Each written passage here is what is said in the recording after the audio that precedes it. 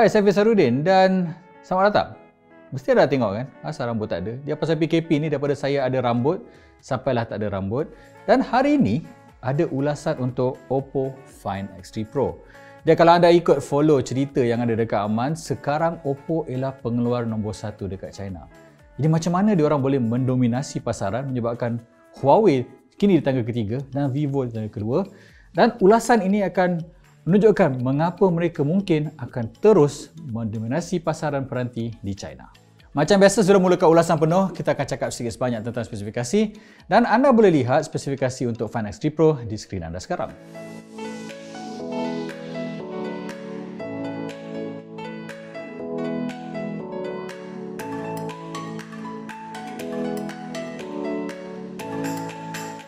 Jadi kita mulakan dulu dengan benda yang saya suka, 5 perkara. Jadi kita mulakan dulu dengan skrin. Skrin kali ini W Quad HD Plus 6.7 inci daripada keluarga OLED.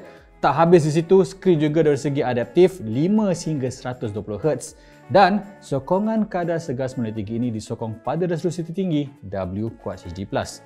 Tak berakhir di situ, skrin ini juga menyokong warna hingga 10 bit dan ada satu mod yang saya rasakan unik dan saya tak nampak pada peranti lain, iaitu mod di mana anda boleh tala warna pada skrin ini mengikut mata anda.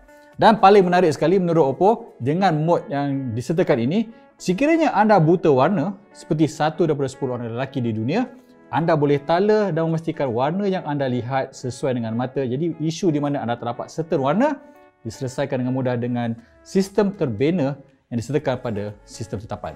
Nombor 2 yang saya suka ialah spesifikasi. Ini adalah peranti kelas mercu, bermakna Snapdragon 888, memori sampai 12GB, storan 256GB. Jadi bagi mereka yang mencari peranti yang tetapan tertinggi, spesifikasi tertinggi, ini adalah peranti untuk anda pasal tak ada orang cakap tidak ada kekurangan. Memang ini adalah yang terbaik dan kita tahu pada tahun 2021 Snapdragon 88 adalah yang terbaik untuk Android. Dan memang saya katakan tak ada isu pun. Masa saya main pelbagai pemuah, tak ada masalah pemanasan. Ambil gambar pun tak panas untuk first time. Saya ada beberapa peranti yang saya review sebelum ni macam Apple 12 Pro Max dan juga S21 Ultra. Ambil gambar panas. Jadi isu pemanasan tak ada pada peranti ini. Jadi yes. Ketiga saya nak puji ialah rekaan. Jadi anda tahu saya tak suka peranti yang bonggol besar, tak suka yang banyak angular, dan untuk Find X3 Pro mereka menggunakan bonggol yang saya rasakan paling unik setakat ini. Kalau banyak-banyak bonggol pada peranti lain terlalu angular, kali ini mereka letak di mana ianya sangat gradual dan nampak sungguh artistik. Dan kalau ikut cakap Oppo, mereka menghabiskan 40 jam untuk mengukir panel belakang yang diperbuat pada kaca ini. Sudah meletakkan satu lagi lapisan untuk memberikannya kemasan yang berkilat ataupun matte. Di tangan saya warna biru ini adalah kemasan matte yang saya suka tak meninggalkan sebarang cap jari. Bagus Oppo. Dan kalau anda perlukan kemasan yang berkilat ada warna hitam, yang itu saya perasan memang meninggalkan cap jari, tapi dari depan mata saya rasakan ia nampak lebih cantik kerana lihat saja tubuh yang sangat seksi dan bonggol yang saya rasakan tidak begitu ekstrim. Jadi dua benda saya tak suka tahun lalu, angular dan juga bonggol besar, tak ada pada Oppo Find X3 Pro. Seterusnya adalah kamera. Pasal saya tahu kamera ialah antara spesifikasi yang paling orang pentingkan, orang letakkan di hadapan sebelum memberikan pembelian. Dan pada peranti ini 50, 13, 3. 50 megapiksel pada lensa sudut lebar, 50 megapiksel lagi untuk lensa sudut ultra lebar, 13 megapiksel untuk telefoto dan satu benda yang saya unik iaitu 3 megapiksel untuk micro. Jadi apa mereka masukkan dengan micro ini? Ada satu sistem yang menyebabkan kamera pada Find X3 Pro boleh digunakan sebagai mikroskop. Jadi benda ni nampak macam sebuah gimmick at the beginning, tapi lepas saya gunakan selama lebih kurang seminggu peranti ini ialah fungsi yang saya rasakan agak menarik.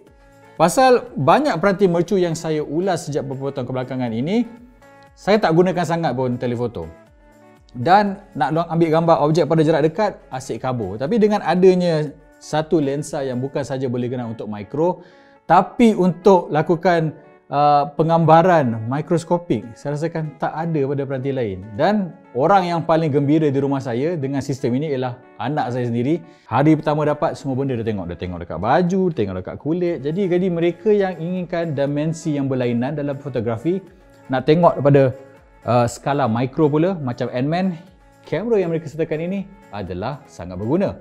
Tapi macam mana pula dengan penggambaran biasa? Okey, saya rasakan gambar yang dihasilkan walaupun hanya 50 megapiksel adalah amat memuaskan dengan penghasilan warna yang tepat. Malahan penggambarannya saya rasa warna yang dihasilkan adalah lebih baik daripada S21 Ultra yang saya puji sebelum ini. Dan macam kita lihat satu trend sejak kebelakangan ini, pengeluar-pengeluar Android dah mula ikut apa yang Apple lakukan, iaitu hasilkan gambar as natural as possible. Dan setakat ini, saya rasakan ini adalah peranti Android yang ambil gambar yang warnanya memang sehampir mungkin dengan dunia sebenar, tanpa excessive filter yang mungkin ada rasakan terlalu melampau, ataupun sehingga anda nak buat editing lepas tu sedikit sukar. Dan saya beri pujian pada kamera kali ini pasal ianya langsung tak ada isu-isu yang saya temui pada peranti buatan pada China. Jadi fotografi juga amat memuaskan. Akhir sekali ialah bateri. Bateri 4500 mAh. Mungkin bukan yang terbesar, tapi dengan kombinasi sistem skrin yang terbaru ini, hayat baterinya hampir sebaik yang saya temui pada S21 Ultra. Saya kata S21 Ultra itu adalah terbaik pasal walaupun dengan W Quad HD Plus 120Hz saya dapat 9 ke 10 jam. 4500 tapi saya dapat secara purata dengan tetapan paling tinggi boleh dapat SOT sehingga 8 ataupun 9 jam. Sangat respectable bagi skrin yang sepanjang masa 120Hz dan W Quad HD Plus. Dan kelebihan yang paling nyata yang ada pada Oppo Find X3 Pro ini berbanding dengan Samsung ialah pengecasannya. 65 watt secara berwayar, 30 watt secara nirwayar dan 10 watt secara berbalik. Hasilnya, bateri 4500 mAh ini saya boleh charge dalam masa sekitar 50 minit saja. Sangat laju. Dan bagi orang yang tak suka menanti, tak suka tunggu bateri penuh, wow, ini adalah sistem pengecasan yang amat memuaskan untuk tahun 2021. Dan tak berakhir di situ, pengecas 65 watt ini disertakan dengan setiap pembelian bersama juga dengan satu silicon case yang memastikan bahagian belakang tak cepat rosak. Jadi, tahun 2021, Oppo tak rasakan perlu buang charger, perlu buang casing. Thank you Oppo pasal memikirkan tentang pengguna-pengguna yang tak suka beli secara berasingan. Yang saya korang suka ada, tapi tanpa sikit. Dia nak sentuh di sini. Pertama sekali ialah skrin melengkung. Ya, skrin melengkung ialah benda yang dah bertahun-tahun saya komplain dan ianya berlaku lagi di sini. Regular and the same komplain lagi, iaitu apabila tengok video yang melempar, apabila gunakan kamera viewfinder terkeluar lagi. Jadi hasilnya ialah penggambaran yang lain daripada apa yang saya framing. Jadi ini adalah small issues, tapi saya rasakan benda yang kalau kita repeat enough time mungkin pengeluar akan dengar dan akhirnya menggunakan skrin rata sepenuhnya untuk tahun 2021. Jadi bagi mereka yang tak suka isu-isu tadi, let the buyers beware, memang skrin melengkung yang saya rasakan masih lagi sedikit annoying. Satu lagi isu ialah tak ada sokongan kad microSD. Saya tahu Oppo dah lakukan benda ini pada peranti mercu mereka sejak bertahun lamanya, tapi bagi mereka yang mungkin rasa, hey, tahun ni saya nak cuba Oppo lah, anda kena tahu bahawa microSD tak disokong. Dan komplain nombor 3 ialah sistem audio Dolby Atmos-nya hanya disokong jika anda menggunakan aksesori audio. Ini adalah gripe saya yang saya temui pada beberapa brand, pasal dekat iPhone boleh activate Dolby Atmos dengan dia punya speaker eksternal, dekat Samsung boleh, tapi kat semua peranti China diorang deactivate dan memerlukan anda guna aksesori. Why? Saya tak tahu, mungkin ada banyak lebih. Tapi again, apabila gunakan tetapan paling tinggi, speaker akan sedikit pecah. Jadi saya tak boleh recommend gunakan peranti ini nak tengok video pada tetapan tinggi, kurangkan sikit.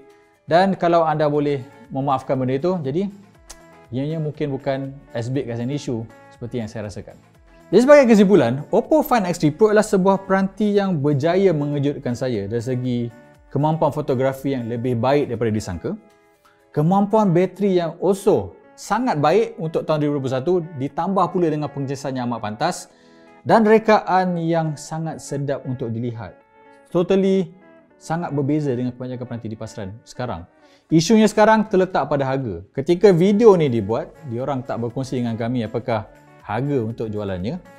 Dan jika diletakkan pada harga yang mungkin lebih rendah pada S21 Ultra dan juga iPhone, ianya adalah package yang sangat menarik dan sangat memuaskan. Jadi bagi mereka yang cari peranti mercu dengan kesemua fungsi-fungsinya top level, Find X3 Pro ialah peranti yang saya boleh recommend untuk anda hari ini. Baiklah, sampai sini saja pada saya, Efi Saharudin. Bertemu lagi anda di segmen seterusnya. Bye-bye.